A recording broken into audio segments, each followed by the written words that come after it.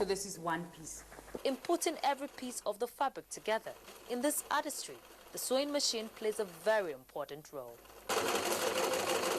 After joining the first two pieces together, ironing the fabric has to be done to enable the smoothness as the clutch bag takes its form. Press it, and while you're pressing it, just pull the two pieces apart.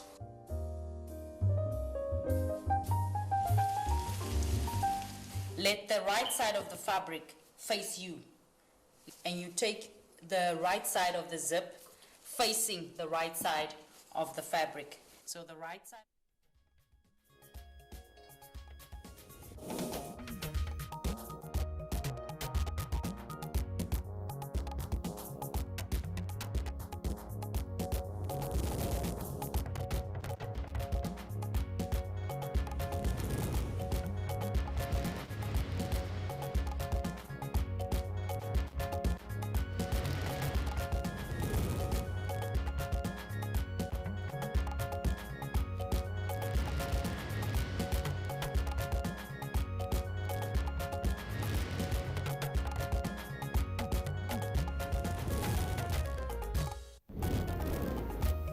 President Buhari leaves for Morocco today to attend climate change conference.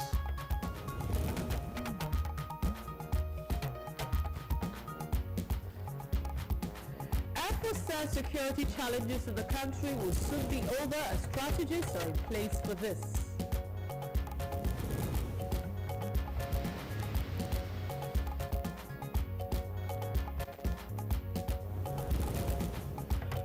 Relatives of slain Lieutenant Colonel Ali request a bridge across River Niger to link their area with Lokoja to immortalize the late war hero.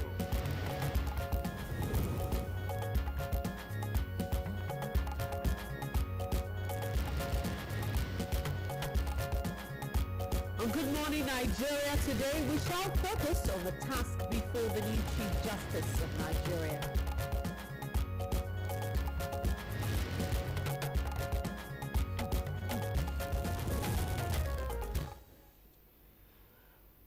Nigeria's 1999 constitution, as amended, provides for three arms of government, namely the legislature, executive, and judiciary. Now, while the executive is headed at the federal level by the president, the legislature is made up of two chambers, that is, the Senate and the House of Representatives. Well, the Senate President heads the Senate and the Chairman of the National Assembly, while the House of Representatives is headed by the Speaker. The third arm is the Judiciary, and it is headed by the Chief Justice. Each of the heads has a duty to ensure the smooth running of their arms. Now, the Judiciary has a responsibility of determining, when required to, that the actions of all in the country are in keeping with the law. Now, the pronouncement by the Judiciary in a society where the rule of law is upheld is, of course, final. However, this arm of government has lately come under intense spotlight for allegedly manifesting unhealthy tendencies. Well, the judiciary in Nigeria has had 14 Chief Justices since 1958, with a recently appointed one, that's Justice Walter Samuel Onoge, being the 15th. His appointment comes at a time that is most challenging for the third arm of government, and that is the judiciary. Now, apart from the issue of alleged corruption, there are also matters of conflicting judgments as well as poor performance, amongst others, that are said to bedevil the judiciary. Now, for example, records of the National Judicial Council over a period of 7 years made public just a couple of years ago will show that only some 20% of judges in the country were ranked as average or very good. No doubt these issues sticking out like a sore thumb. And others, of course, not common knowledge. The new acting Chief Justice of Nigeria has a lot to contend with in terms of seeking to rebrand the image of the judiciary. So, the task before the new acting Chief Justice is the first matter we shall be taking on today on the program Good Morning Nigeria. I'm Kingsley Osadolo. I welcome you to the program. And of course, the other issue we shall take a look on today on the program is the Niger Delta. Just recently, a coalition of persons from the region met with the president and will be taking a look at that. I'm Rhoda Albo. I join Kingsley in welcoming you to this edition, the very first for this week, coming to you on Africa's largest TV network, the NTA. And as you know, on the program, we also have our companion segments as usual. We've got the newspaper review, we've got business, sports, and entertainment, not forgetting our foreign news. But first, let's begin with the news with Lydia Samsing. Lydia, welcome back. I hope you enjoyed your leave. Rhoda, good morning to you and to Kingsley and to our viewers. And here's the news. President Muhammadu Buhari is to attend the 22nd Conference of the Parties to the United Nations Framework Convention on Climate Change, Morocco, from today. A statement from presidential spokesperson Femi Adesina says President Buhari will participate in the opening plenary on November 15th, where he will deliver an address during the high-level segment. The presidential address is expected to highlight, among other key issues, Nigeria's unwavering commitment to implementing the national determined contribution and the policy action aimed at tackling climate change through environmental sustainable efforts. The statement further says President Buhari will use his speech to rally international support for cleanup of Ogoni land in the Niger Delta and the resuscitation of the Lake Chad Basin. The Nigerian Air Force has expressed confidence that the security challenge in the country will soon be over as necessary logistics and strategies have been put in place. This assurance came when the Chief of Air Staff, Air Marshal Sadiq Abubakar, embarked on an operational visit to the northeast of Nigeria.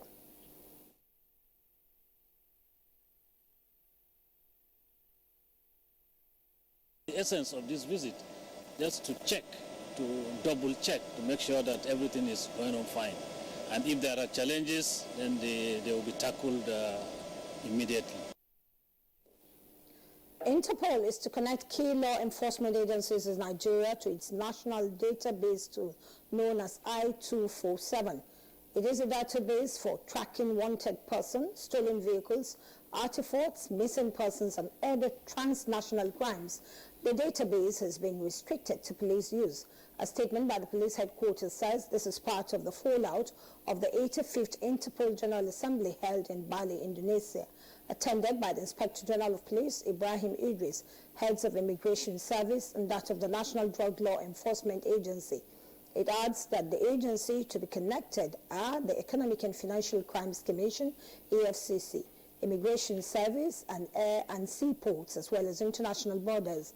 IGP Ibrahim Idris, the statement notes, headed a discussion panel where he emphasized the effects of systematic corruption on efforts at curbing international terrorism, calling for closer collaboration of the international communities. Other resolutions was the resolve to revive the West African Police Chiefs Committee with its secretariat in Nigeria. Normalcy has returned to Port Harcourt International Airport after a bomb scare that occurred at the airport in the early hours of Sunday. An eyewitness told NTA News that the pandemonium occurred as a passenger deboarded from Air Peace flight few minutes to take off en route Abuja. Though the incident did not disrupt flight operations, the airport authorities have commenced investigation to ascertain the cause of the incident. NTA is yet to get a reaction from the Rivers State Police Command. Nigerian youths have been advised to develop their entrepreneurship skills in order to contribute immensely towards the growth of Nigerian economy, especially during this time of recession. This was the view of speakers at the Joint Initiative for Development Forum in Abuja. But it's not just having the opportunities. For me, a critical factor is what interests you. Everybody's looking for a job. And interestingly, when you ask them, what job are you looking for? Anything. Just one government agency. Just federal civil service. And I keep telling them, Nigeria does not need more job seekers. We need more job providers. I think one of the key things is that entrepreneurship is not an easy thing.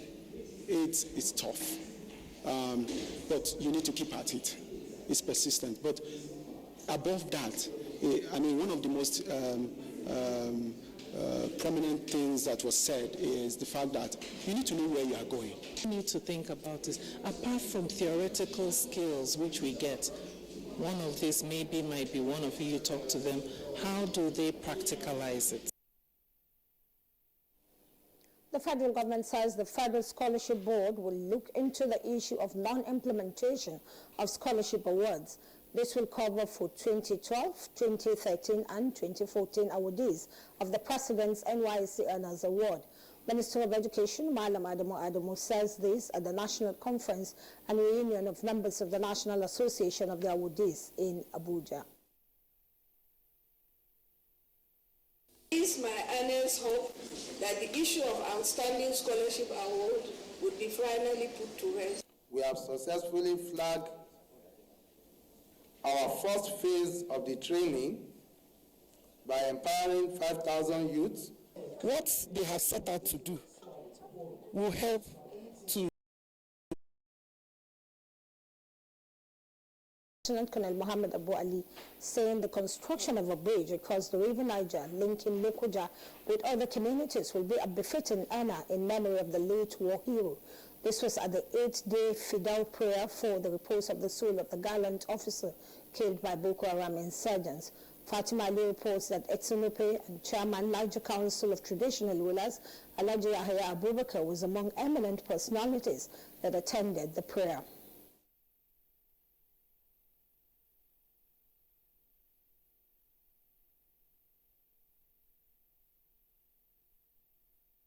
The father was in the military, he served in the civil war, and he was highly commended, his bravery, his courage. I hope with this one, we will now have peace, unity, and development. It will unify us more, and we pray that this war should end quickly. He died so that the 276 girls that were earlier taken will be rescued. The nation ought to celebrate and immortalize him as well.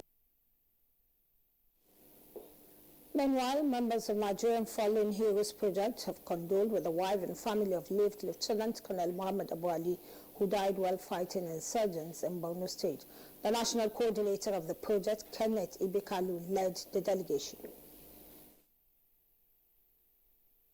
To pay tribute is to honor, to remember those who are fighting in the forests, in the bushes, those who are pushing back enemies of our country, as we are Nigerian. They are the ones that protect our freedoms. They pay the supreme price. And that's the news for now. Good morning, Nigeria. We'll continue with Kingsley and Rhoda after the break. If you hear a bomb explosion or gunshots of an active shooter, that might be a terror attack. At such times, always remember 3 action words. Run, hide, report. Don't try to run towards the terror scene to save the situation, because there might be a second bomb blast or another attack. Run far away and take cover. Make sure you are safe first. Yes, it is in our nature to sympathize over the hurt, but remember, only trained personnel can help in such situations. When in a secured environment, promptly call relevant authorities and help will come. For anonymous reporting, call 09630-3250-5 or 0813-2222-106. If you see something, say something. Nigeria unite against terrorism. This message is brought to you by the Federal Ministry of Information and Culture. Whenever pain occurs, you want quick relief. Try new Nurofen Express. It goes to the source of pain and gets to work in under 15 minutes. That's why Nurofen Express delivers fast and effective relief. New Nurofen Express works at the source of pain.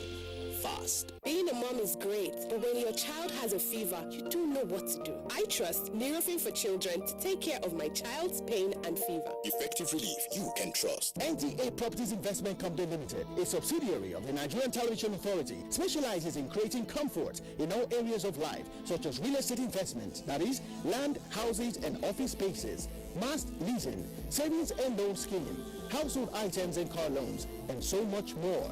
Other information and entertainment services include Property in Style, a TV program that airs on the network service of the NTA, and also Property Connect, a nationwide magazine. Our priority is to bridge poverty gaps and sustain quality welfare of our clients. Partner with us and watch us help you grow. Pay us a visit today at the NTA headquarters permanent site, Area 11 Garki, Abuja, or our Lagos office at number 15 Awolowo Road, Ikoyi, Lagos. For more information, visit our website on www.ntaproperties.com.ng, or you can email us on ntap2000@yahoo.com. Call us on 080-2316-3474 or 080-6939-5185 or 070-3189-0555. NTA Properties Investment Company Limited, the much needed help at your doorstep.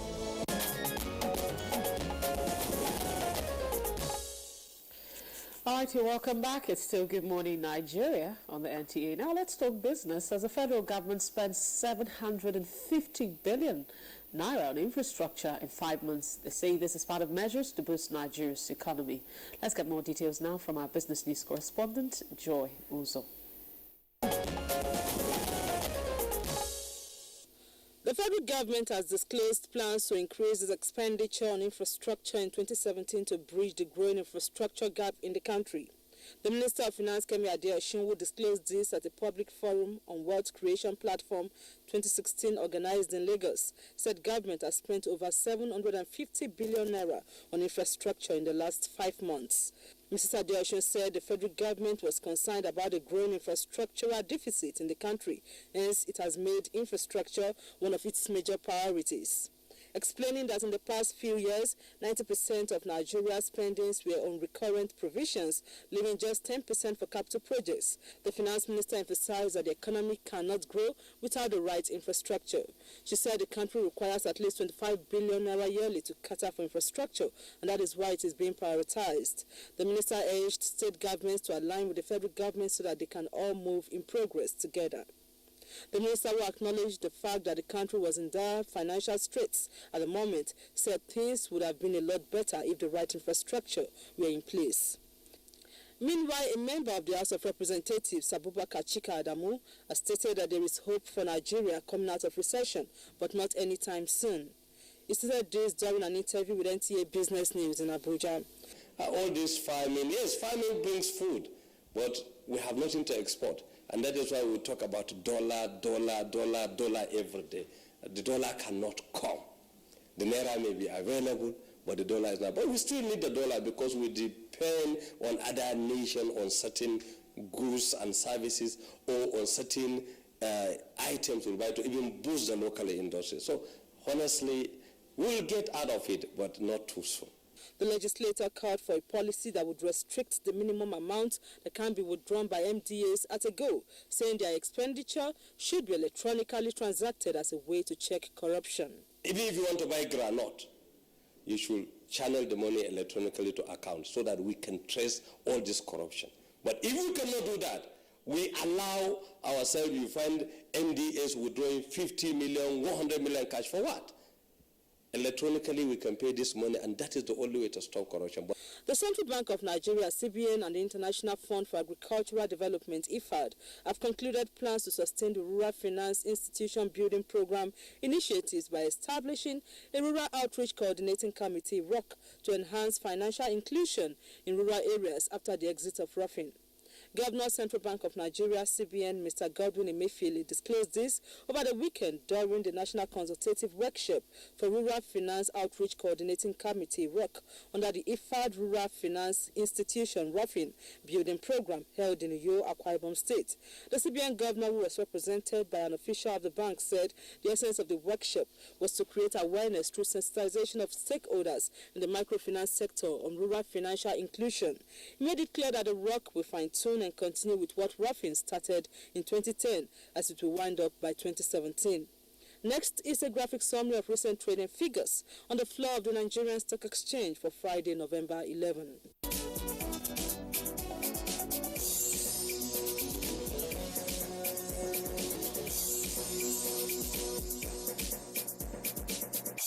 With Business News, I am Jerry Uzo. right, thank you very much, there, Joy Uzo, for the business package on Good Morning Nigeria. Now it's time for us to also take a look at the headlines in some of the papers we have with us.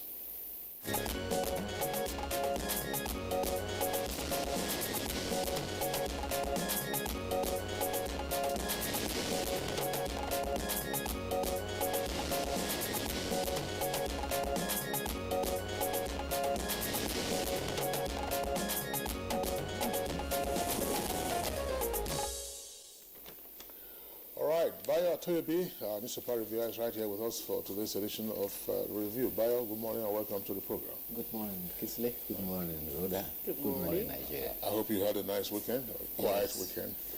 Dampened by the 6-0 loss of our girls in Papua New Guinea.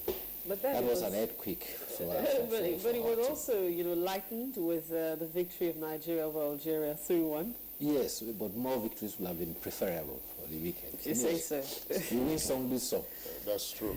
If you recall what happened to the then Green Eagles at the National Stadium in Surulere, Lagos in 1981 against Algeria. Yes. It was a qualification. That was our highest hope of going to the World Cup. Yes. It was a qualification. And Nigeria lost 2-1 to Algeria. In 1977, of course, we had also lost to Tunisia in the qualification for the 78 World Cup. Anyway, Bayo, thank you. You're here with us. Let's take the headlines and the papers that we have. The Punch newspaper. Punch newspaper has the lead story. Amid recession, reps take delivery of 3.6 billion naira exotic cars. Details of the story can be found on page 7. And then two stories with headlines just beside the nameplate. Senate will resolve Buhari's 30 billion naira loan request this week. And that's according to Ndume. Ndume is majority leader of the Senate. And federal government to pay 720 billion naira debt to states. That's according to Dogara, Speaker of the House. Details of that story on page 13. Now, above the nameplate, there are three other headlines. Report on sexual abuse in IDP camps not ready, says IG. That's on page 12. Will deport or jail 3 million illegal migrants. That's Trump. Will deport or jail 3 million illegal migrants. That's President-elect Donald Trump of the U.S. Details of that on page 11. Adeboye told me I would be governor, says Otom. That's on page 12. Otom is governor of Benue. Now, the front page photograph for Punch is a scene from New Zealand where there was an earthquake yesterday. You can see the cracked highway there. And below that, three other headlines. We'll just take two of them. More fun. NCAA and NAMA workers to go, says Minister. That's on page 32. It will be disastrous for leaders to kill PDP, according to BOT chair. That's on page 7. Hold on. All right, let's take a look at the Daily Sun now. Just beside the masthead, it says Oshibajo in 5 minutes blackout drama in Mina. That's on page 8 of the Daily Sun. And below the masthead, Buhari leaves for Morocco for climate change. That's today.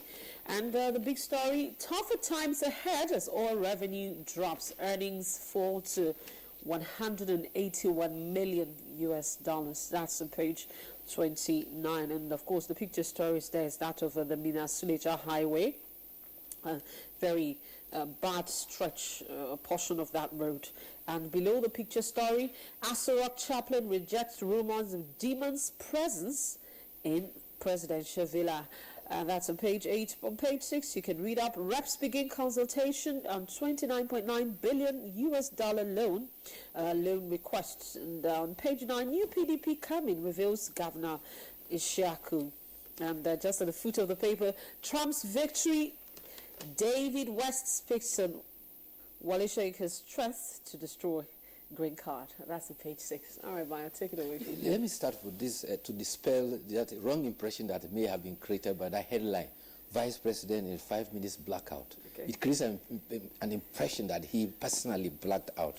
Yeah. That is very wrong. He was attending a religious choral ceremony in Mina.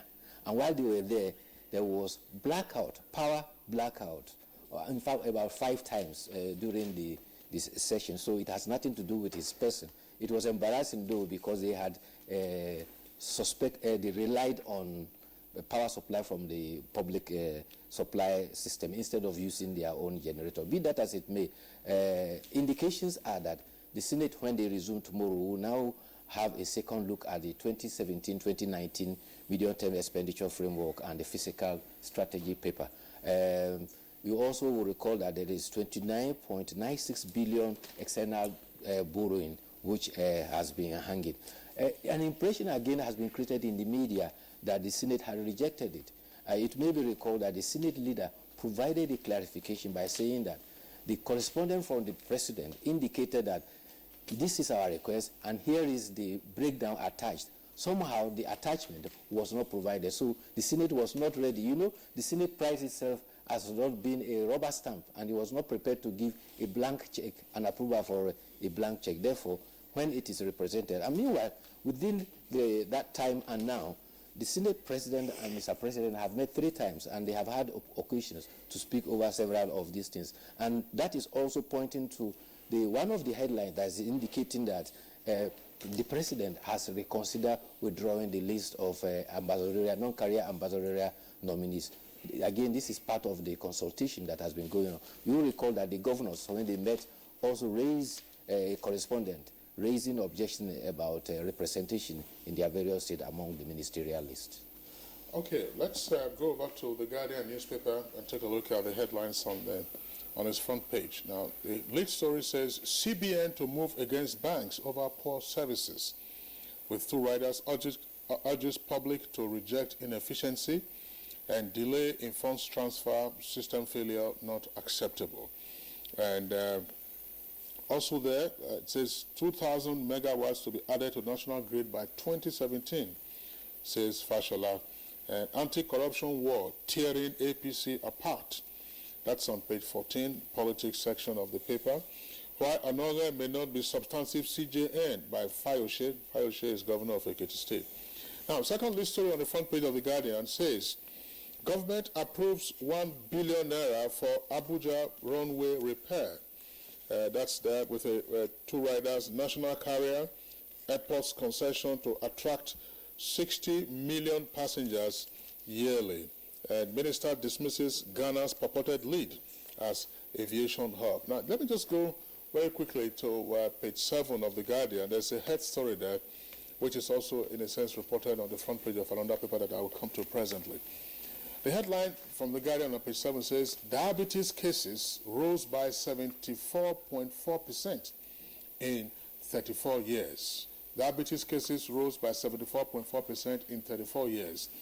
Now, there are 2 riders that I will take from the 3 riders there. WHO, IDF said 15.3 million Nigerians are living with the disease.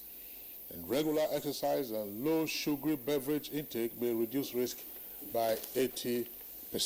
And that takes us now to New Telegraph, beginning from the foot of the front page of New Telegraph. It says, daily soda drink increases type 2 diabetes risk.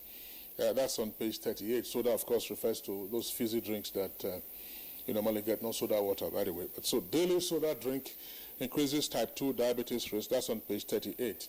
And following up on that, 32 tank farms and depot owners face bankruptcy. And then there are photographs on the front page there that with the headline, students sit on bare floor as administrator locks away furniture. This is in Sokoto. You can see these pupils on the floor there in Sokoto. And after then you can see on the other side of it, after the furniture items were released, following the pressure mounted on the administrator who had locked away the furniture while the pupils were sitting on the bare floor. Now, Bayo has already discussed the ambassadorial list as well as the consultation, so we'll skip that in the meantime and take 2 other headlines. Rerun polls. I will humiliate Rivers' enemies. That's according to Wike, governor of Rivers. Oni, BOI signed 1 billion naira MOU to empower youth. And we also have the Atom desperate to jail me. That's according to Suswam. The other headlines that we'll take later. All right, let's quickly run through the authority. On the authority, I'll begin with a story that's on page 4, and that's above the masthead. How I'll Govern Edo by Obaseki. Of course, he was sworn in on Saturday. And on page 4, Reps summon Navy over seizure vandalism of vessels. And on the sports page, that's on 45, Raw hungry to succeed with Eagles by NFF. And the big story on the Authority 2019 presidency. Northern cabal looks beyond Buhari, woos Aliko Dangote into presidential race. And if you come down to the foot of the paper, I'll finally take this. States to get 720 billion naira fund for infrastructure. Statement they credited to Dogara. Rhoda, you missed that portion of the headline. Look below, you see that it is saying that Aliko is to marry one of the President Muhammad Buhari's daughters. Yes. That's part of the political strategizing. Such information was also in the public domain during the era of late President Umaru Musa Yar'Adua. Some aspiring presidential candidates were gunning for the daughters. You know, you never can tell with our politicians the way they go. And talking about politics, there are two conflicting signals coming from the PDP. Why the Governor Darius Ishaku of Taraba says that a new PDP is expected to emerge from the reorganization process. BOT Chairman Walid Jibrin says that the PDP will not change its name, and neither will it transform into a new political party. Governor Darius Ishaku was saying that the development will be made in the polity unless no development will be made in the polity unless political parties purge themselves of the challenges of restructuring and uphold internal democracy, which was the bane of the situation whereby candidates were selected without a transparent and credible processes. He says that in the process, transparency and credibility will be restored, and flag bearers that will emerge will be from due process. He said the crisis in the PDP is sponsored by external persons, and they are working hard to overcome it. Meanwhile, Senator Walid Jibrin says that there's nothing like transforming into a new political party. Entry organs of the party is working hard and strengthening the party, and he's sure that very soon things will be over. Meanwhile, like Kingsley read earlier on, President-elect Donald Trump has named Rene Prebus as his chief of staff. Prebus was the chairman of the Republican Party, and he was also in charge of Donald Trump's campaign. Meanwhile, Donald Trump is reported to be going back on some of his campaign promises, particularly those promises about health care and the challenge that he was going to imprison candidate Clinton. However, on the threat about immigration, he says that 3.1 persons, particularly immigrants who have cases related to crime, stand to be deported. All right, Bayo, well, thanks. There was a story that just before we signed about the story on the front page of New Telegraph. 32 tank farms and depot owners face bankruptcy.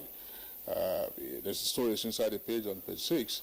But somewhere on Victoria Island, just by 1004, I don't know what's going on, whether it's a tank farm that is being built there, but of course that will be in the middle of a residential area. Absolutely. Yeah, that's all right. Bayo Atoyebi, that's the much we can take to the newspaper review segment. We'd like to thank you for being with us. See you again tomorrow. We look forward to tomorrow, God willing. All right, we'll take a short break. When we return from the break, it will be time for us to take the first of our two items for discussion this moment. Nigerians.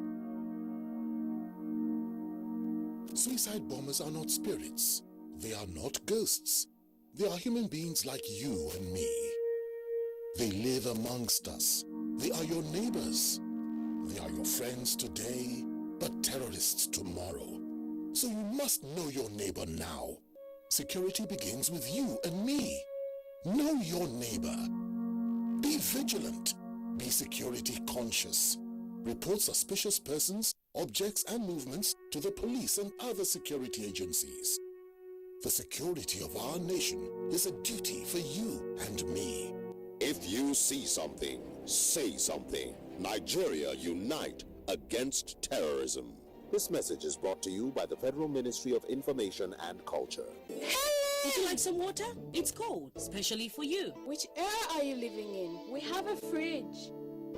When everything else in your house is from the present, then why are your toilet cleaning methods from the past? Harpic, all in one for you. Compared to other toilet cleaners, Harpic removes top stains, kills all germs, and removes bad odors for a shining, clean, and fresh toilet. Wow.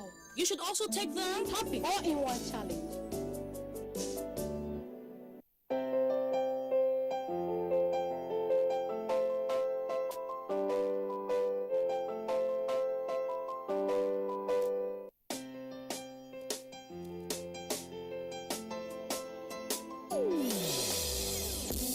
Hear the call of change. Stand up, Nigeria.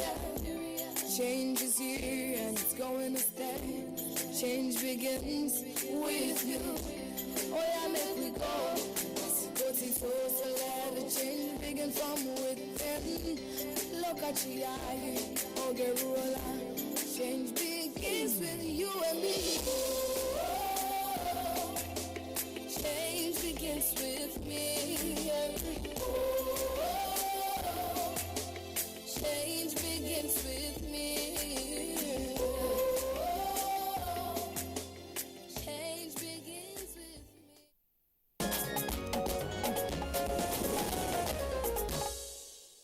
All right, welcome back. You're still watching Good Morning Nigeria. Our first item for discussion this morning is the task before the new acting Chief Justice of Nigeria, Justice Walter Onogen. And Jubino hits the streets to get the views of members of the public, and here's what she came back with.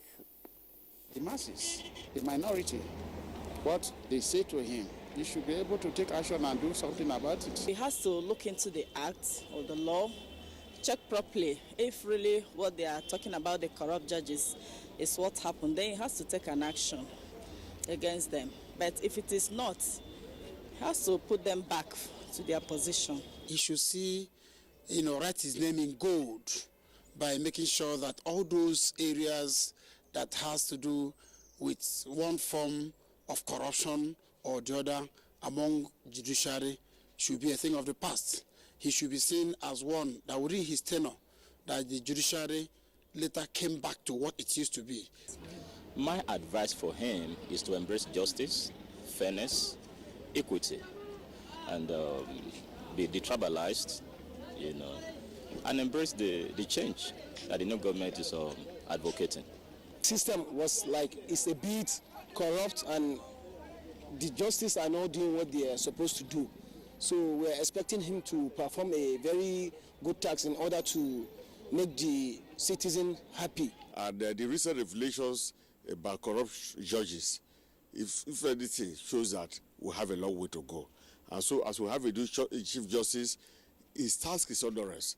It is going to be his duty to try to cleanse the judiciary, not just the judiciary as it is in Abuja. Again, another very important thing is that judges should be well paid.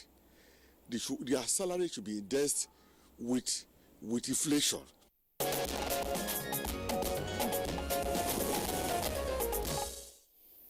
All right, and Jibono, thank you very much there for those interviews with some members of the public. Now we have guests with us here in the Abuja studios, as well as a guest at our Kaduna Network Center to discuss the task before the acting Chief Justice of Nigeria. First, at this time, we'd like to welcome a former president of the Nigerian Bar Association, of course, a fairly familiar face on Good Morning Nigeria, Joseph Daudu, Learned Senior Advocate of Nigeria. A pleasure to have you again on Good Morning Nigeria. Good morning, Nigeria. Okay.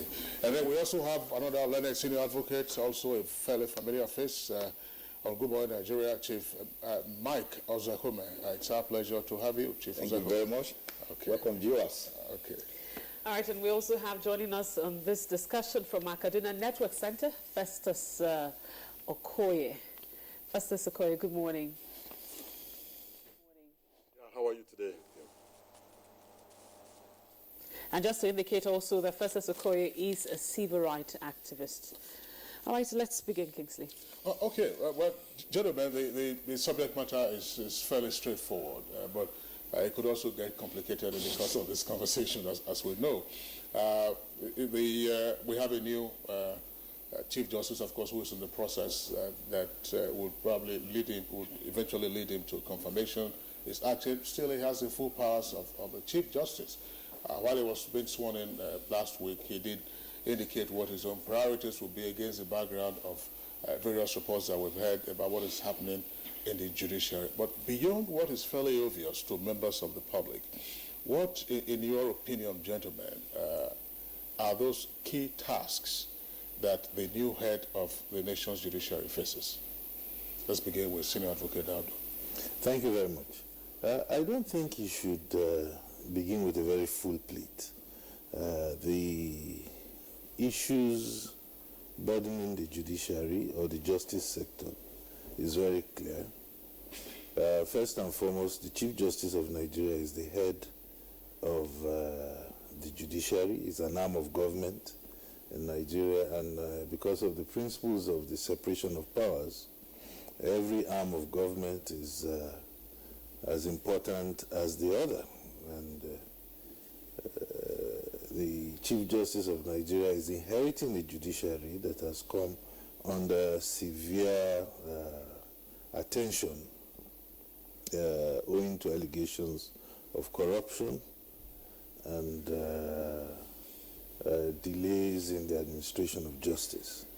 So I think the Chief Justice of Nigeria will be better served in discharging his duties if he exhibits zero tolerance to the issue of corruption. Now, the issue of corruption in the judiciary is almost historical in the sense that it's been there with us for a long time, but has been gradually increasing in very alarming proportions. Some of us raised alarm when we had the opportunity to do so, and we were told that it was not yet endemic. We don't know whether we had to wait until it became endemic. But it has now become an embarrassing factor to the judiciary, and I think that the approach of the incoming Chief Justice of Nigeria to how he deals with issues of corruption will mark out his tenure. And then secondly, and finally on this point, is the issue of the independence of the judiciary. It has to be his main focus. A timid judiciary, a judiciary that cannot dispense justice according to the expectations of the people, is a judiciary that will bring this country into anarchy. And therefore, the Chief Justice of Nigeria must ensure that the independence of the judiciary is revamped and sustained. All right, thank you very much, S.A. and Joseph Daudu. But then let's get the views of S.A. and Michael Zekoma. He's just raised two issues now, the independence of the judiciary and, of course, what's in the public domain. There are allegations of corruption. Where do you think he should begin, or what should be the task before him? Yeah, let me start by saying that, like my learned brother Sik has just said, the judiciary is one of the three arms of government. And there's this doctrine of separation of powers espoused by philosophers of the yore, Greek philosophers, Aristotle, Plato, John Locke, Thomas Hobbes, and then popularized by Baron de Montesquieu in 1748, that the three arms of government must be different, separate, and independent of each other. And our constitutional regime has brought that to bear in sections 4, 5, and 6, the legislature, the executive, and the judiciary. So when you see the executive breathing down the neck of the judiciary, attempting to take away its independence, then we are in trouble. Yes, corruption in the judiciary is there. Many of us have talked about this corruption over the years. About 4 years ago, I popularized the concept that corruption has become the 37th state of Nigeria and the worthiest. That if we do not kill it, it will kill us. But it is not just in the judiciary. Corruption is in the executive, more endemic in the executive. It is in the legislature, more endemic in the legislature. But the judiciary's corruption is more pronounced because a judge is God's own representative on earth here, He dispenses justice.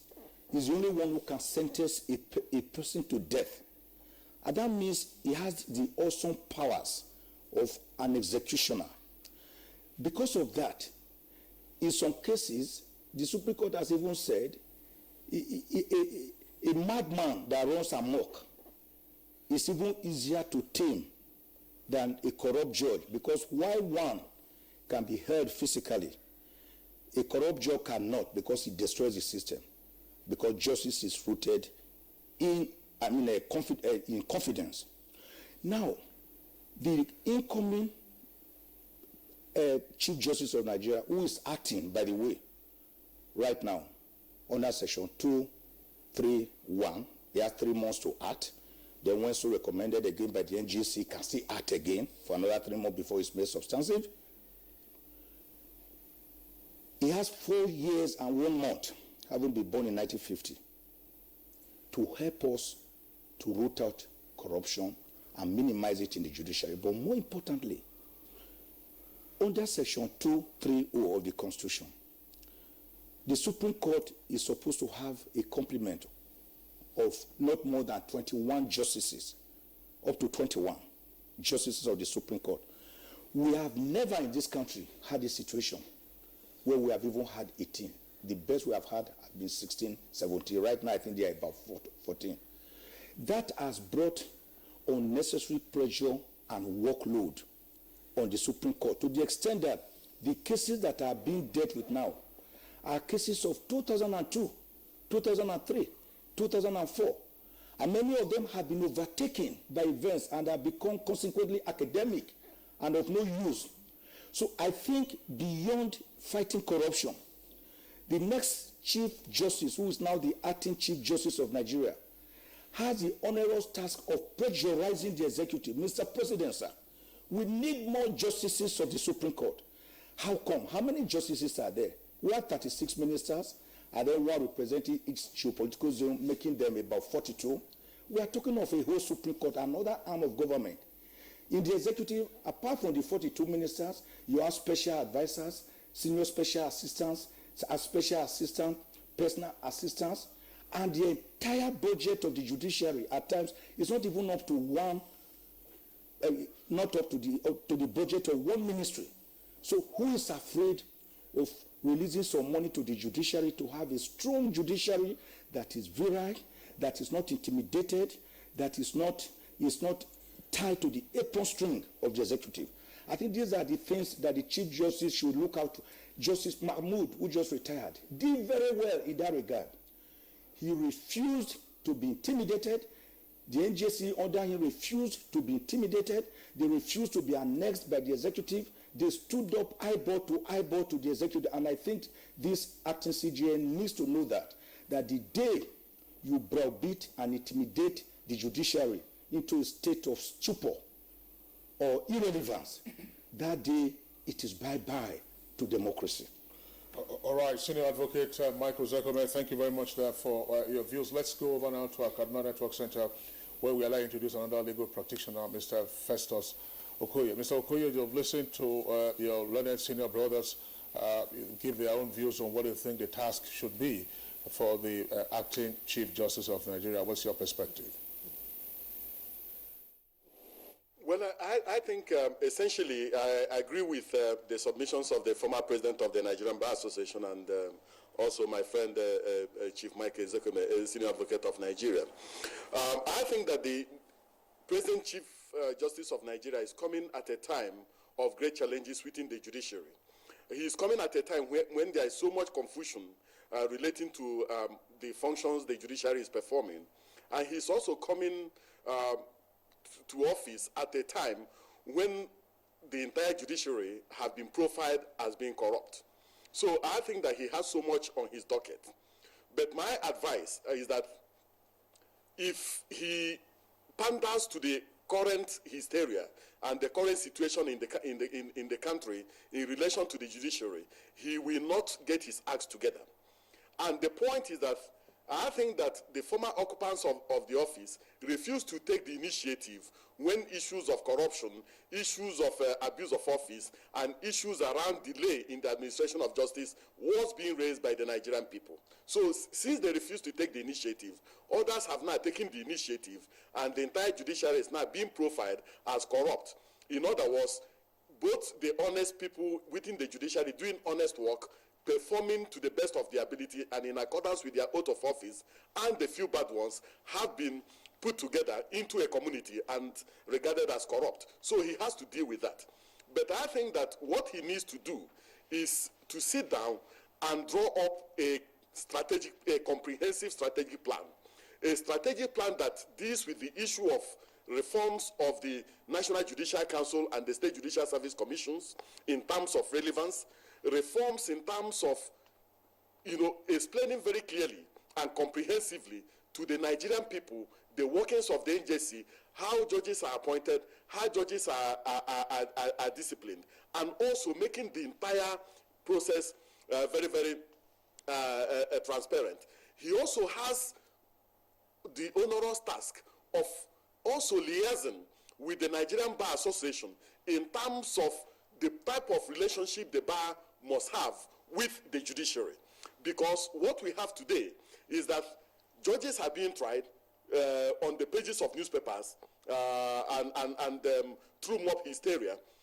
Lawyers are also being tried on the pages of newspapers through mob hysteria. So we need to define the parameters of the type of relationship lawyers are supposed to have with judicial officers. So I think that if he begins to pander to public opinion from the onset, or begins to look at what the media is writing about the judiciary and formulates his policies and programs from that particular perspective, he will not get it right.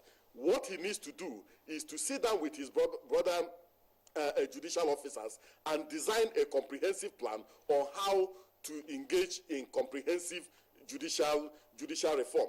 But I want to say that he must deal with the current issue on the ground, which is how do you handle the trial of your brothers within the Supreme Court? How do you deal with the justices of the Court of Appeal who are going to be facing a trial on account of corruption? How do you deal with judges from the various high courts who are going to be facing charges of corruption?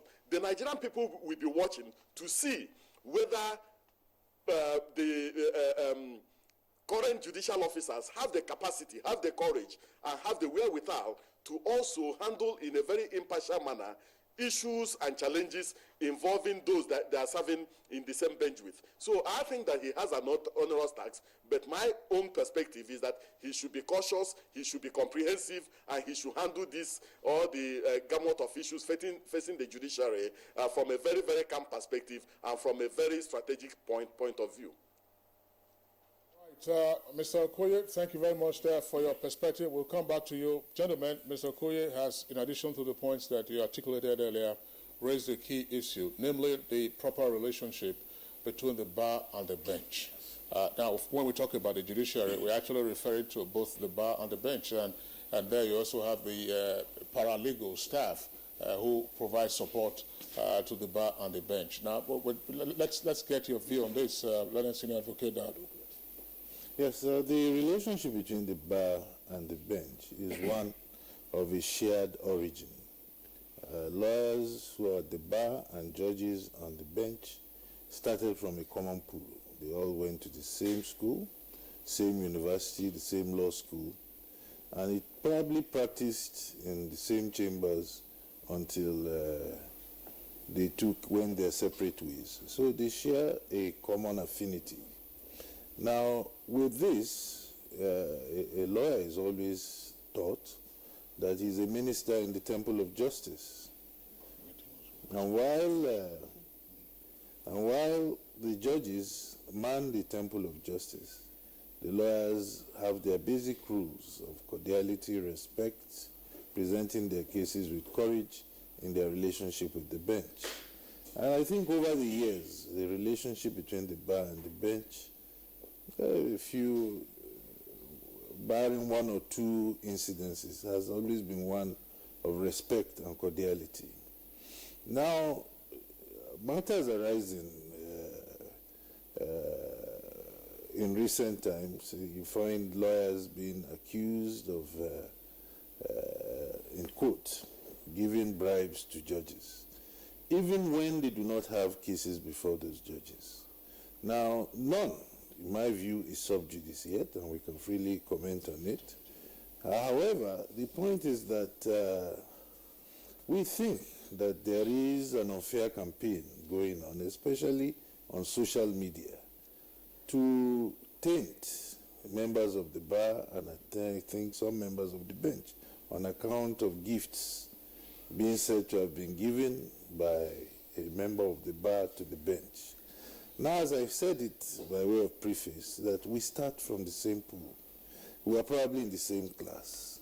Some married the other. And last Friday, I did seriously refer to it that we might get to a point where a lawyer who is married to the judge, if he's on the bad books of government, will be accused when he gives chop money to his wife, who is a judge, that he has given her a bribe, merely because he has. Of Denmark, they are like 6.5 dozen. Indeed, under Section 230 of the Constitution, the Chief Justice of Nigeria, for example, is supposed, and the Justice of the Supreme Court, is supposed to have been qualified to practice as a legal practitioner for no less than 15 years. Meaning that the first major qualification, apart from ethical something, is that he must first be a lawyer for at least 15 years. Now, we are all related and interrelated. So judges have umbilical cords tied to lawyers. In the University of Ife, in my very early years as a very young lecturer, I lectured some people who are today judges of the High Court and the Court of Appeal. As I speak to you, 4 of my classmates are at the Supreme Court of Nigeria, the 1981 set. Now, the question is, are we going to make judges Robinson Crusoe in Treasure Island by Daniel Defoe, that they are going to be operating from another planet, to the extent that when a judge, for example, the daughter or the son is going to wed, I will not be able to send gifts. I will not be able to appear at the wedding, so that people will not say that we are having an unethical affair in terms of judicial cases. Indeed, Section 3F of the Judicial Code of Conduct specifically allows judges to accept gifts, monetary gifts, physical gifts from relations, from friends, to such extent as is permitted by custom. That is how it is put. To such extent as is permitted by custom. We all know our customs. So if a justice of the Supreme Court, for example, who was my classmate, or a justice of the Court of Appeal, or a judge of the Federal High Court or High Court that I lectured in those years, is going to celebrate his birthday, or is having one of his children marrying, and then I decide to buy a cow. I decide to say, my lord, sir, send me your account. Let me send you 200,000 naira to buy a cow.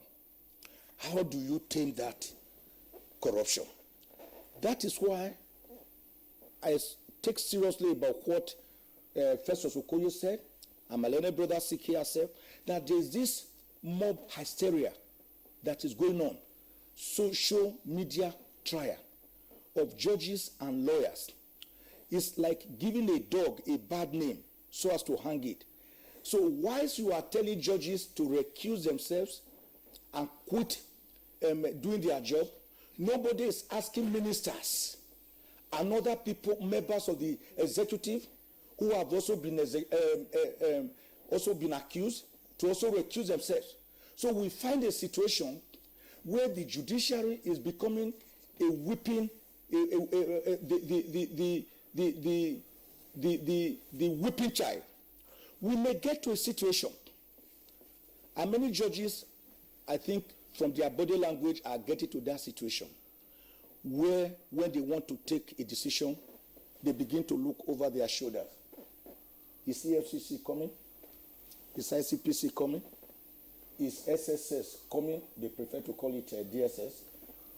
And then once a judge begins to take a judicial decision based on fear, instead of doing it without fear or favor, then that itself is injustice to the system. So we must be careful. And then, of course, during the course of this discussion, I'm going to discuss the issue of salaries, remuneration, and general conditions of service to see how these people are pauperized, how these people are treated like the Franz Fanon's wretched of the earth, how they are not respected, how they are not cared for. All right. Let us senior advocate Michael Zekome, thank you very much. Well, actually, we'll come to the issue of welfare and what also needs to be done, or what the new, the acting CJ may need to pursue. Just before we go over to Festus Okoye, our Cardinal Network Center, while we were recounting some of those books, we talked about Daniel Defoe's Robinson Crusoe and Treasure Island is a different book. It's a different book from Daniel Defoe. Yes. Daniel Defoe's Treasure Island. Treasure Island is a different one. Yes, Treasure Island. Yes, it's a Robinson different Crusoe. one. Yeah, Robinson Crusoe is a different one with his Man Friday. I think the fly in the ointment has to do with the Man Friday. It's alleged to come around the precincts of the judiciary. Yes. Well, gentlemen, let's return to Barrister Mr. Festus Okoye. Mr. Festus Okoye, still on this issue of the proper relationship between the bar and the bench. They talked about the social relations, common origin, and so on and so forth. But again, let's try to interrogate what is happening. The recently retired Chief Justice of Nigeria, Justice Mahmood, at some point was reported to have said that the Supreme Court had before it 6,000 cases to determine. 6,000 cases. Some litigants have also complained about the frivolities that they allege occur on the part of the bar. In other words, matters that ordinarily, the Supreme Court has already decided, lawyers are said, to tell their clients, don't worry, we'll go on appeal. And then the more appeals you have, the more money you make, and then the more potential for you to become a son. How do we deal with the issue of allegation of abuse of judicial process by members of the bar? I really think that it is a very, very serious issue, and President J.B. Daudu dealt partially with it when he was the president of the Nigerian Bar Association. The incumbent president of the Nigerian Bar Association, Abubakar Mahmood, senior advocate of Nigeria, is also talking about it. I think that part of the challenge we have is that some of us in the legal profession, some of us who are senior members of the bar, have lost the courage to tell our clients the truth. Before, it is possible for a client to approach you and you review the case of the client, make a determination on whether the client has a good case or not, and then advise the client properly not to go to court, but to explore other options of dealing with the issue. But nowadays, one, because of possibly the economic situation in the country, secondly, possibly because everybody wants to be a senior advocate of Nigeria, and some other considerations, all sorts and manners of cases go to court without filtering. Secondly, we also have a situation, especially arising from election petitions, where very senior members of the bar, and I'm a senior member of the bar, I'm not excluding myself, we are very senior members of the bar who are aware that a particular matter is pending in a particular court, go to a different judicial division and also file a matter relating to the same issue. And then another senior member of the bar will also go to a different judicial division and file a matter relating to the same issue. In other words, you have a situation where a matter from the same parentage with the same umbilical cord is pending in 4 different states or in 4 different judicial divisions, all to the knowledge of senior members of the bar. I think that does not tell well of us. And then at the end of the day, we confuse the situation in relation to election petitions. The Independent National Electoral Commission, we receive multiple court orders and we be confused on which one to obey. So I think that one of the things that must be done is that in relation, especially in relation to election petitions, when a senior member approaches the court in relation to a particular matter, I think that we must find a mechanism of getting some of our members to sign an undertaking that the matter they are pursuing in relation to an election is not pending in any other judicial division. Because when you have all this multiplicity of cases, it becomes abuse of judicial process. So we really must deal with that. Secondly, I think that the NJC must also set proper parameters on how to deal with judges that are indolent, judges that really do not do their work. In some judicial divisions, you see judges making very serious returns, and in other judicial divisions, no returns are being made, and yet cases are piling up and cases are pending. So I think that the Bar Association needs to put all these things together and then deal with it comprehensively, so that both junior members of the bar and senior members of the bar, we have we have guidelines and guidance on how to approach some of these challenges. And then there will be sanctions against those who go overboard or those who deliberately want to abuse the judicial process. So I think that the Bar Association has a huge role to play in relation to some of these challenges facing the bar. All right, thank you very much, Mr. Festus Okoye. Let's get the response of JP Dowd. Mr. Festus Okoye just referred now when he said that it was something that you actually tried or you dealt with when you were the NBA president. Would you speak more to it?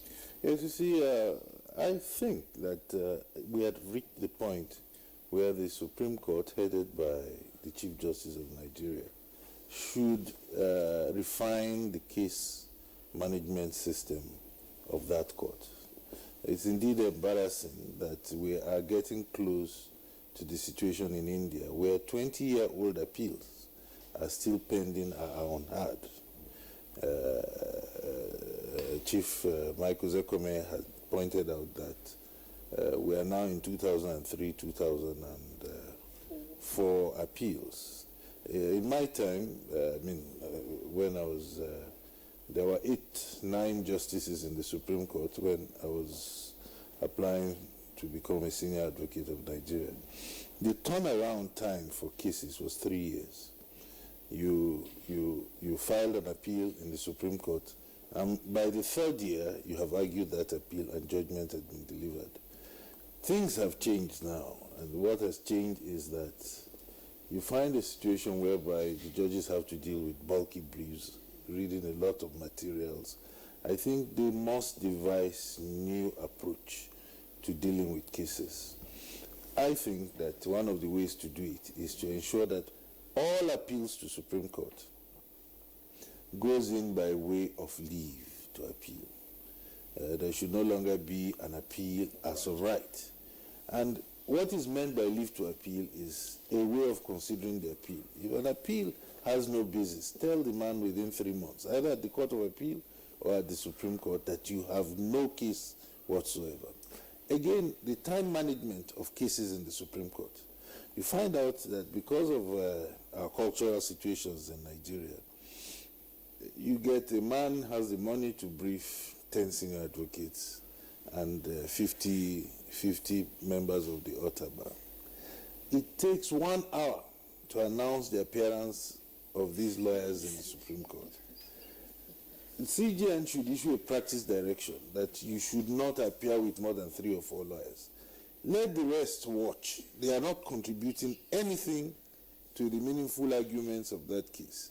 It's just a matter of status symbol that I, Governor XYZ, am in a position to brief 300 lawyers to appear.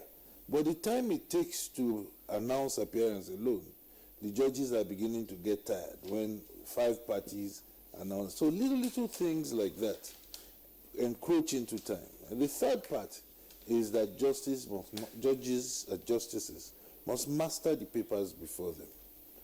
There's no point, if you're an experienced lawyer, you come into a court, you find a situation whereby the judge has not understood the contents of the records. Maybe it's been distracted, maybe there's too much work, but there's been a situation where I appeared before, not the Supreme Court, but an appellate court, and to argue an appeal, and they said, go on, but the records of the appeal were not before them. They were sleeping in the registry. I said, my lord, how would you ask me to go on with the appeal? They said, no, we'll read your briefs. I said, no. So, you see, a lot has to be done, both on the part of the bench and on the part of the bar, to ensure that there is speedy dispensation of justice at all tiers. I think I'll stop there. Right, of course, so we'd like to hear the views of Senior Advocate. Yes, the outgone Chief Justice of Nigeria, Justice Mahmoud, did a lot in this regard in trying to abridge the time of hearing matters and to get over the backlog of cases. For example, he had to introduce sittings. A special branch of the Supreme Court was created to sit on Wednesdays to hear matters timeously. And a lot of matters, a lot of motions are taken in chambers and not in the open court. Even ex parte, where there are non-contentious motions, they are dealt with ex parte behind the back of the parties and either upheld or struck out or dismissed. Now, the outgone Chief Justice had also brought about a judicial policy implementation handbook, which is supposed to enthrone the highest ethics of judicial conduct and the best practices. And for example, Justice Legbo Kutugi, retired Chief Justice of Nigeria, heads the committee that deals with that, where an anti-corruption committee has been set up also by the outgone Chief Justice and headed by Justice Emmanuel Ayola, another retired Justice of the Supreme Court. These are great issues that the new Chief Justice will have to go with. Now, there was also a system that the outgone Chief Justice started, and a lot of people have to understand this. Judges themselves live within the society. They're part and parcel of the milieu. And when we talk about corruption that has become endemic and systemic, you cannot suddenly expect judges to be from outer planet. Some clients have come to me, and when they bring a new case and you charge them, they say, Chief, the problem is not with the charges. Do you know the judge? And I say, what do you mean by, do I know the judge? I know all judges. I appear before them. They say, no, that's not what we mean. Do you know him as per, can you see him specially? And I say, no, I don't. I fight my cases frontally in open court, and I win or lose depending on the merits of the case. For example, your own case has good merit. You can win it on its own merit. I don't need to need the judge. You say, okay, I will be back tomorrow. That will be the last you will see of such a client, because he feels that you do not know the judge specifically. So these things are there. That body language of we want to corrupt you to corrupt a judge are there. It has to also take the strength of the lawyer that is involved. As a Christian, I do not believe in corrupting a judge for any reason. I do not believe in buying justice for any reason. Because if you buy justice on earth, the weightier justice will be awaiting you in heaven. But beyond that, as I rely on my sister, you have to look at the issue of the welfare of these judges, these justices. Yeah, but Senior Advocate, you mentioned that. We'll give you the opportunity to speak to the question of welfare. But just to stick with this same issue of the proper relationship between the bar and the bench, and therefore the responsibility of the bar. Let's, for the benefit, just hold on. Let me frame the question. While you were studying law, LLB, and then at the law school, you could read decisions given by high courts in this country. Exactly. But today, where do you find decisions given by high courts being cited as authority, as final authority? Everybody is trooping to the Supreme Court. They are hardly cited. Yes. And it's only appellate courts most of the time that are cited, Court of Appeal and Supreme Court. But once in a while, when the judgment of the High Court or Federal High Court is of monumental and constitutional import, we do cite it, but it's only for persuasion. But there was another point I wanted to make before we came, and that is that the outgone Chief Justice also did another thing when it came to these election petition cases, because that is where the greatest corruption in the bench had occurred. People believed that people were trading judgments for money. So what he was doing was that he would not announce a panel. the panel that will sit over a particular case. He will not announce it. Now, the morning of hearing that case, it is that very morning that he will appoint the 5 or 7 justices of the Supreme Court that will hear that matter. So that even if desperate politicians were trying to fish, to throw their net very wide, to know which justices will sit, they will not be able to find out. And then there was another innovation. Every judgment, every decision, when you hear the case that day, the Supreme Court must hand down judgment that very day. And then they will say, we will give fuller reasons later. But they have already decided the case. So the question of trying to or attempting to penetrate one justice so as to penetrate others did not arise. So I think such innovations and also the email system that the Chief Justice has, the outgoing Chief Justice also initiated, that lawyers can now file cases and you can know whether a case is coming up or not. They are also there, so that with all these ones, we can begin to deal with backlog of cases in addition to what JB Daudu has already said and Festus Okoye. Yeah, I think all these ones will help. Just before we take reactions, just to indicate that we have reactions already from our viewers, we take those tweets presently. I would like to get the views also of Senior Advocate Daudu. I mean, I'm sure just to get, as you used to see, Jibono J. Jibono J just met a judge of the High Court. They are all courts of superior record. Why is it that we continue to find, this traffic, right through the entire hog, from the High Court to our state court to Court of Appeal and to Supreme Court, even when sometimes, with due respect, there's no merit in such appeals? The answer is really very simple. It has to do with appointment process. Now, in a way, standards are falling in Nigeria across the board, and the judiciary is no exception. The judge trained in Lincoln Inn, Middle Temple, and later day judges do not have the same pedigree. And therefore, while the judge is able to express, if you read the 1965 Nigerian Monthly Law Reports, a very complicated case in a page and a half, you don't have that kind of a thing again, because you have a lot of copy and paste judgments. Now, copy and paste judgments don't enamor you to, how do you even distill? In some of these judgments, you find 15 pages are used to review the pleadings and the submissions of evidence and the submission of counsel, and 10 lines, the view of the judge. Before it was the other way around. I think the CJN has to look into the quality of the appointment of judges and then some re-education done along these lines. All right, thank you very much, Essie and Daudu. That's something I hope that if we have time, we would have actually been able to look at, and that's the method of the appointment of judges. But then let's take the tweets that we're getting right now. Viewers are taking advantage of our Twitter handle at NTAGM, and the very first one is from Mutega. He says the CGN should do more to tackle the collapsing system. Nigerians want to have confidence in the Justice Department. This is our last hope. And then we have this tweet from Jamil Sadara. It says he refers to the acting Chief Justice, he needs to fast-track all pending cases and enforce judicial code of conduct and restore the lost glory in the judicial system. And Ukachuku Hippolytus says the supremacy of the independence of the judiciary for proper interpretation of the law should be the priority of the acting CJN. And then we have this tweet from Ishaq Abdul Hamid. It says the judiciary, according to him, seems to arrogantly keep itself behind an iron curtain. The new CJN must open it up to scrutiny despite its independence. And that Change to Progress says lawyers and judges know the problems and the depth of corruption in their midst. No painting, beating around the bush. They should fix it.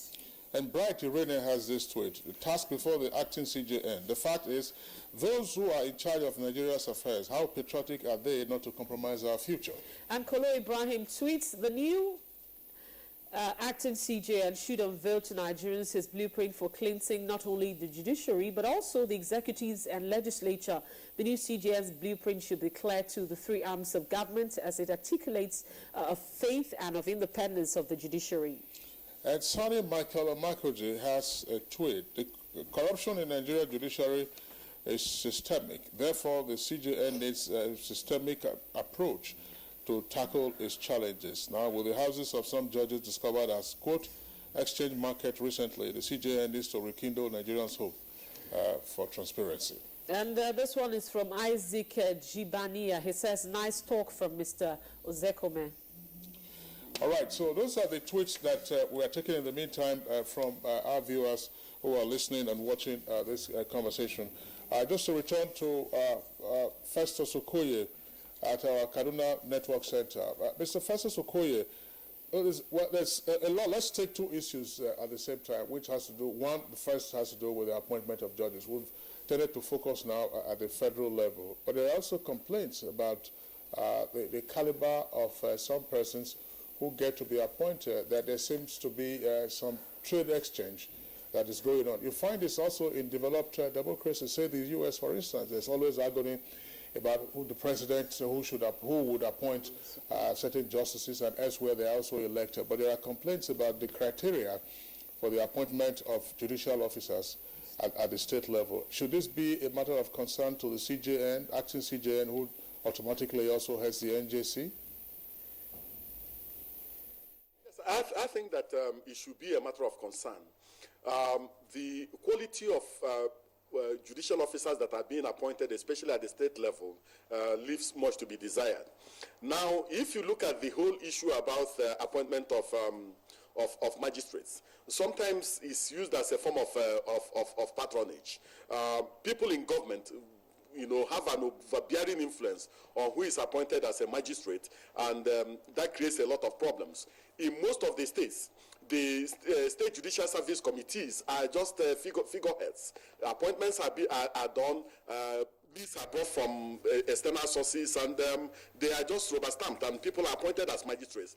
And at the end of the day, it is these same magistrates that get to become judges of the various high courts. So if the quality is compromised from the beginning, definitely there is no way you can reverse it at a higher level. So I think that it is imperative, it is important that the Nigerian Bar Association at the state level and at the various judicial divisions should have a big say on who gets appointed as a magistrate and as a high court judge.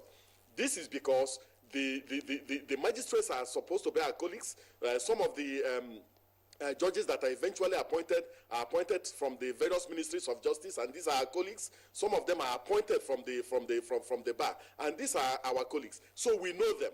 So if the Bar Association is given a bigger role in terms of making comments and also making a determination on who is appointed, I think it will go a long way in improving the quality of judicial officers.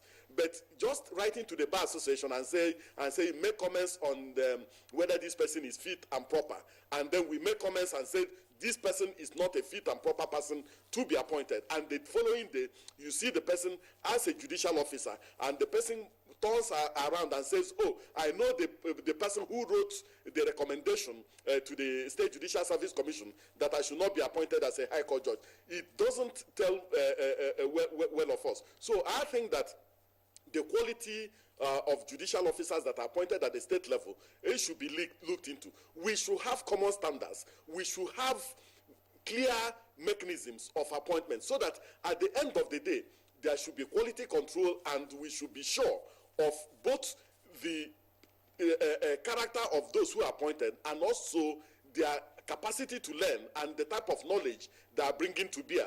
You cannot have a situation where you appear before a judicial officer that does not portray himself or herself as somebody who has even gone to the law school. So I think that the quality is declining, and we need to stem the decline through making sure that people in the executive do not influence to a large degree the persons who are appointed as judicial officers, and when such persons are appointed as judicial officers. Thank you very much, Mr. Festus Okoye. Let's get the reaction of Joseph Daudu. Actually, in the process of doing a research for this program, I came across an article that you wrote about some years ago about a 7-year period, and you said that the quality what we had then was about 20%, and it was fairly, you said it was actually fairly okay. What could be responsible for this, and what could be done in this regard? Well, in fairness to the present leadership of the judiciary, there has been a change in the manner of appointment. Whether that is going to work will be empirically assessed maybe in the next 7 to 10 years. Now, in the past, appointments used to be based on recommendation, on an honor-based system, whereby if a lawyer is doing well, it is seen as being unseemly for him to apply to be made to be a judge or a magistrate. He is invited to come and take up the exalted office of a judge.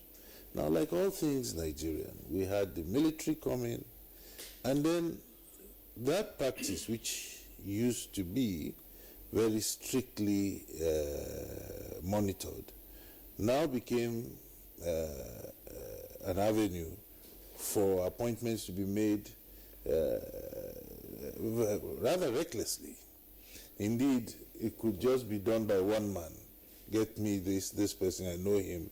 He may have not practiced at the bar or at the bench, probably running a business, and then you ask him to come and adjudicate. So it happened a lot during the military.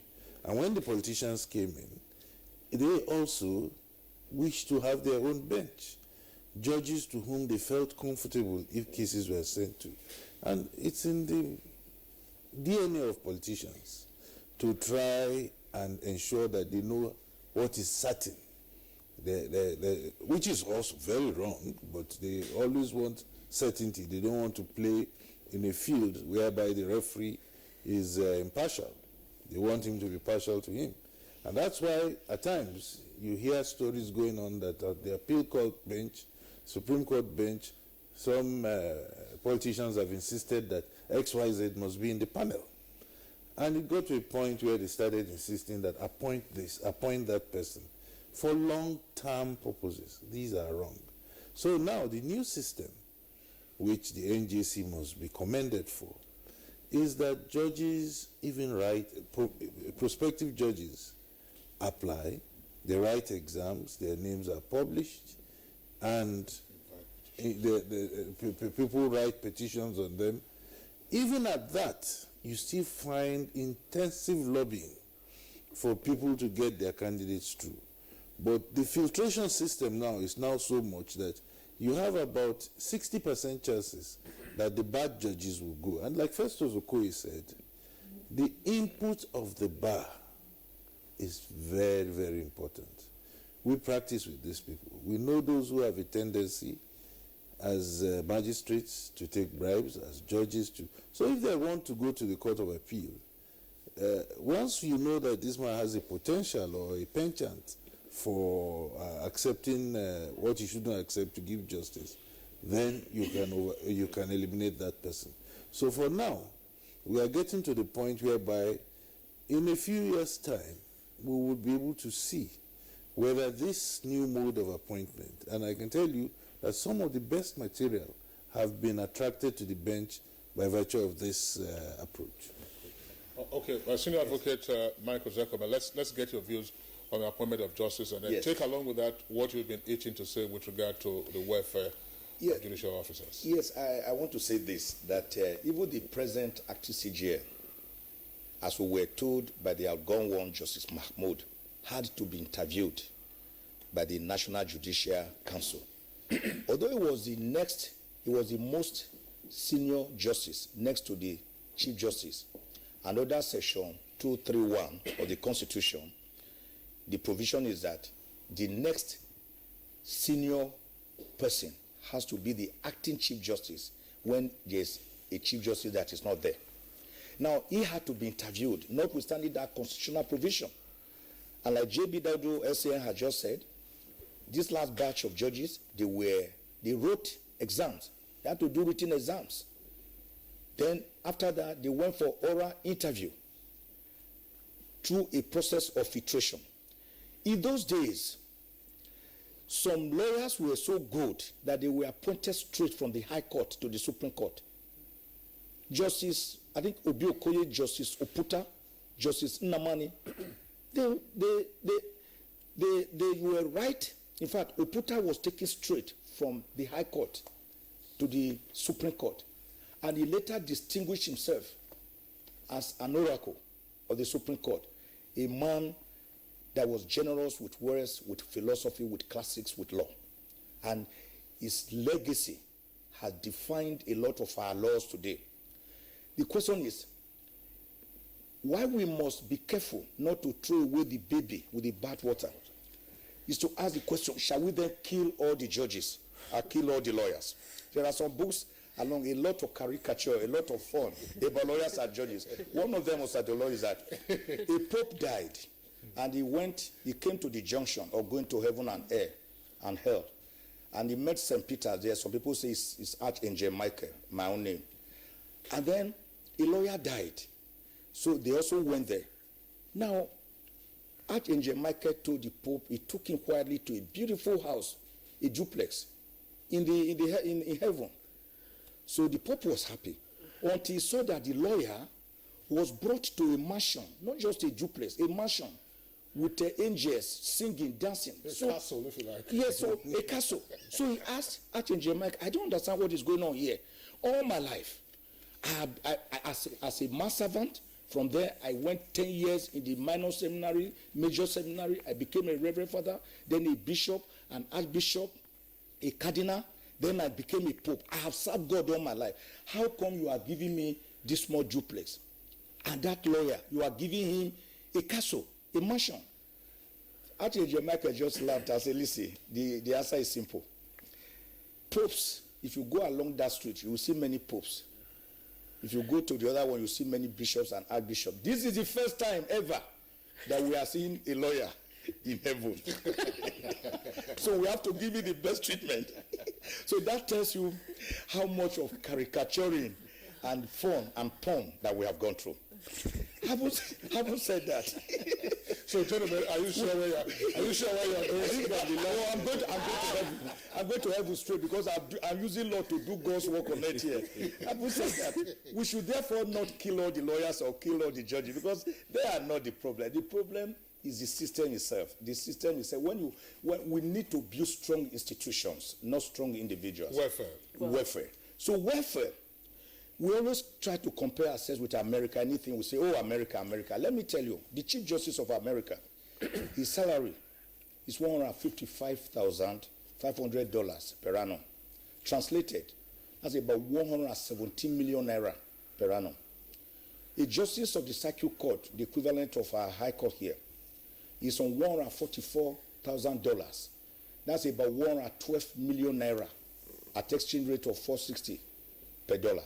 No, it's come down now. The DSS have brought it down. Fine. Okay, fine. So let us say even 420.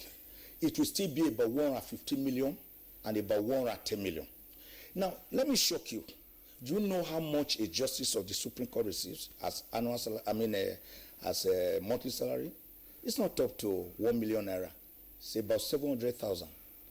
Court of Appeal, about 600,000. High Court, Federal High Court, about 500,000 naira.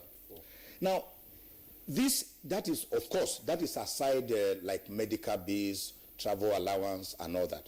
But we are talking of basic salary for a justice of the Supreme Court being 700,000, Court of Appeal 600,000, High Court and Federal High Court 500,000. My brother, that is not enough for a serving minister or a senator or a House of Representatives to fuel his cars and service his cars in a month. I'm talking about fueling and servicing. That is the salary. Meanwhile, this judge has children. He has a wife. We all laughed about 4 days ago when Justice Mahmoud, when he was retired, in peering into his own life, he said he has 2 wives and 20 children. And then we all started clapping that you did very well. Now, a judge has 20 children.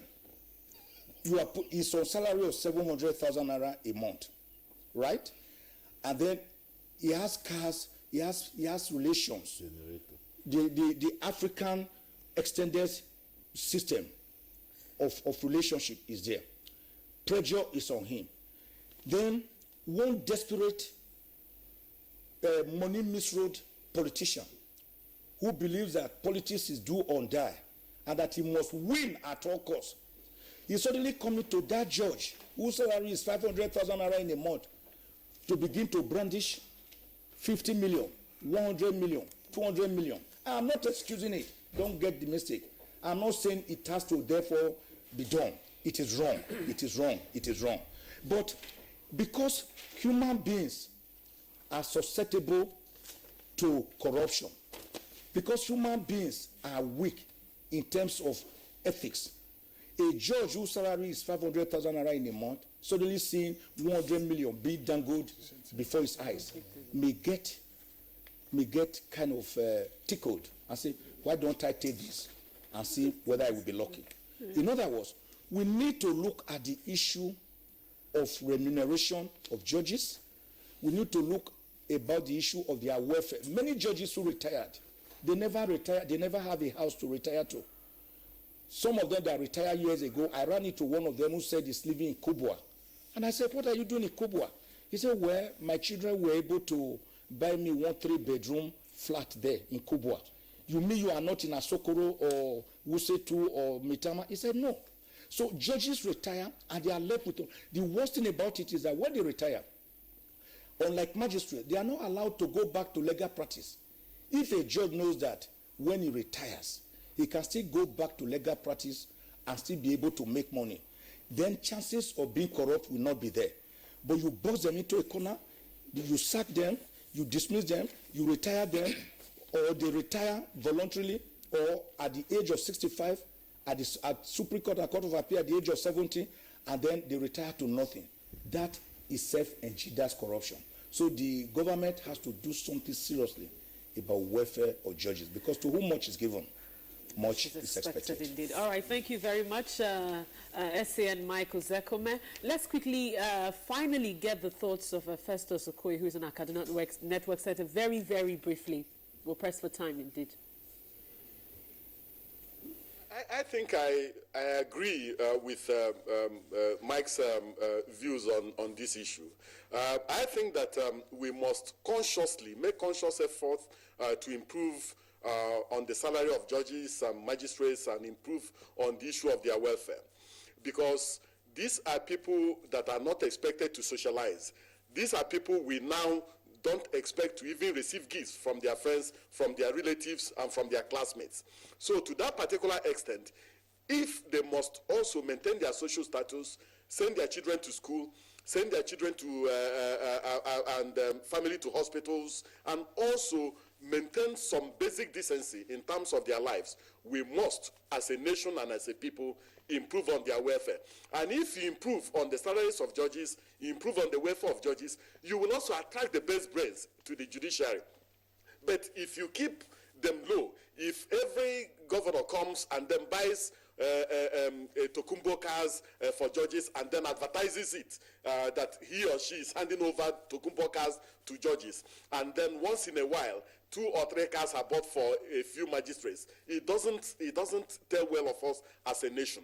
We must, as much as possible, insulate our judicial officers from corruption and try to package them in such a way that corruption will not become very, very attractive to them. And finally, I also think that this whole issue of the huge corruption in terms of elections and election petitions must be curbed.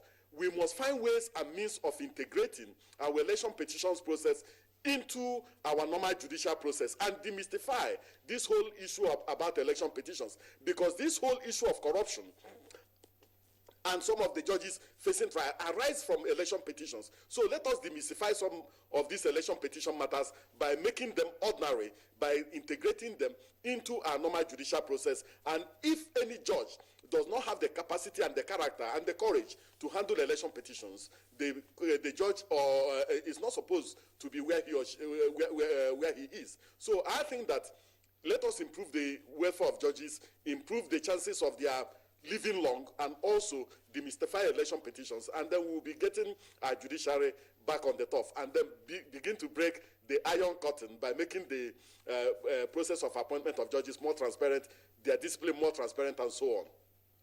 Thank you very much, Mr. Festus Okoye. Thank you so much for joining us this morning. Thank you for your thoughts and your time. Mr. Festus Okoye is a legal practitioner and civil society activist. Thank you for joining us on the program.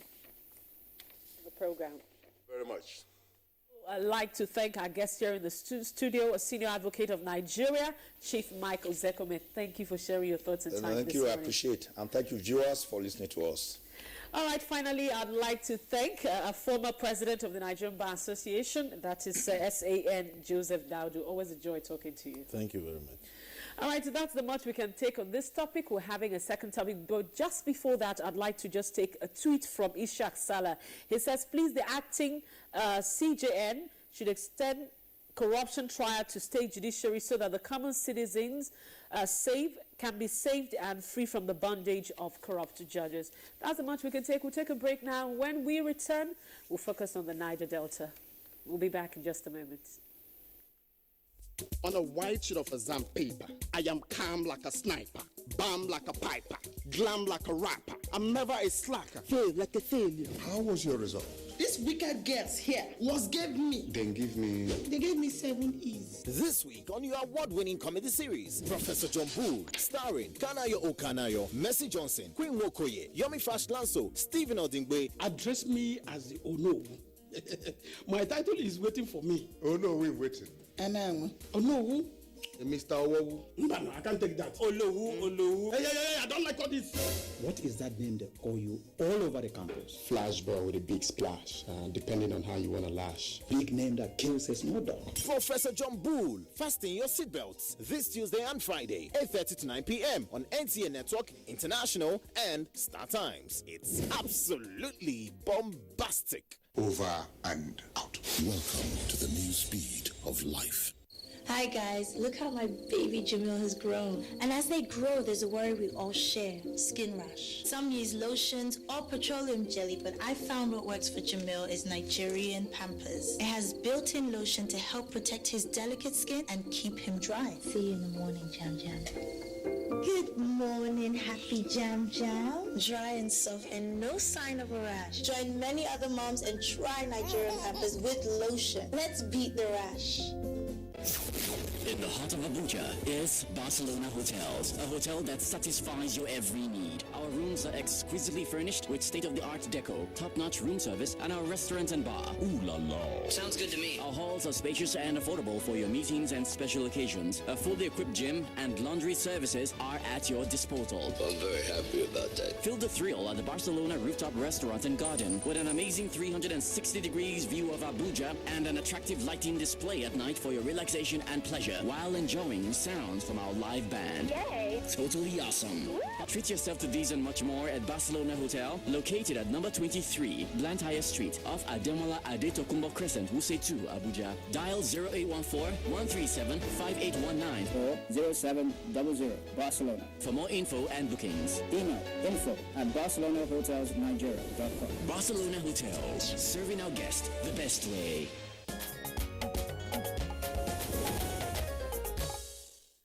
All right, welcome back. You're still watching Good Morning Nigeria. Our second item of discussion this morning is the Niger Delta. And just recently, some Niger Delta personalities held a meeting with the president. And of course, they had a 7-point agenda that was raised before the president. Of course, to join us in this discussion this morning is to discuss the outcome of that coalition of the Niger Delta personalities is Dr. Chidia Madwekwe.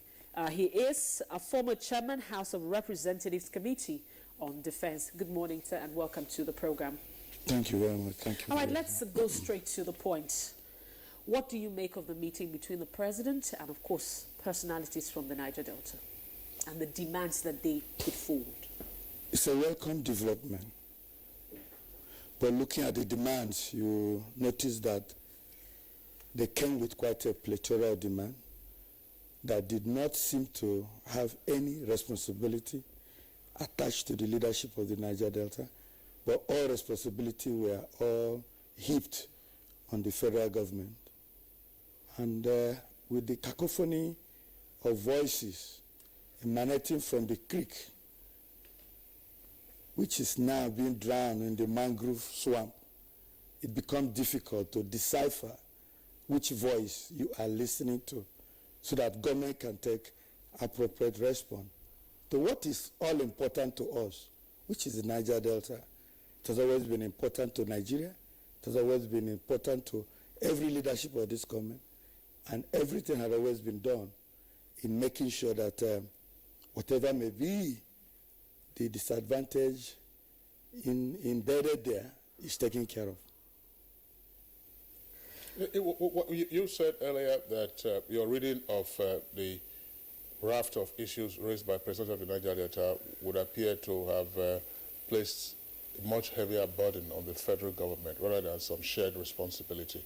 What would you have liked to see in terms of the offer, as it were, by the personalities of the Niger Delta as quid pro quo? We would have expected the personality of Niger Delta to have the responsibility to assist government to rein in the people. Because what we have today is criminality is being celebrated instead of legitimate agitation. We must make a difference between legitimate agitation and that is criminality. And if you want to pretend that bombing, busting the federal government critical assets is something you can wish away, when actually that is, you are holding the federal government at the jugular, and you just come and make a pile of requests as to what new developmental infrastructure money that must be poured in, forgetting that the same money you are asking to be poured in is today being poured into the river, into the ocean. So where is the government going to get the money to do all that? So I would have thought that, bearing in mind the age-long critical agitation that has been going there, first of all, we all should agree that is road for peace. Road for peace will involve negotiation, it will involve disarmament, demobilization, then the issue of reintegration based on a new parallel political and socio-economic developmental agenda, based on the fact that primarily we believe we are all Nigerians. We are not having any other agenda, either be it separatist agenda or otherwise, but an agenda that is all-inclusive. Because we must remember one thing, that the Niger Delta indigenes have played very key role in this country. They have believed in Nigeria. The first motion for self-rule was moved by a Niger Delta man. They have participated in government. So they are part of the country. So an attitude that comes to whittle that away and make it appear like there is a determination for another self-rule or a separatist enclave, it cannot be the prerequisite for positive outcome of negotiation. We expect the leaders to have one voice. You can recall that as the leaders were going, some of the boys in the creek said, no, they don't represent them. That was where I was actually going to take you up on next, because if we look at the caliber of people who actually came out to represent Nigeria, these are people who have represented or called for the agitations over the years for, the Niger Delta. And some people are still saying, we were not represented in this. Should it be a cause of concern? That is why, in my open statement, I said the cacophony of voices emanating from the creek are getting swarmed up in the mangrove, that it becomes difficult for any legitimate government to put a handle on how to, resonate with the challenges and deal with it effectively. It is proper for people to agitate, don't get me wrong. But what is not proper is to criminalize the agitation. And there are templates all over the world where people who feel their resources had been not adequately reflected onto them went into resource agitation. We have the Aceh freedom fighters in Sumatra in Indonesia who declared a separatist state in 1976 because that is where the oil in Indonesia comes from. For over 30 years, they were in the trenches, hoping they could express that view by force. But after 30 years, they realized it was not possible. At Helsinki, they had to shit in their robust demand and fuse back into the nation state of Indonesia based on negotiation, based on agreement.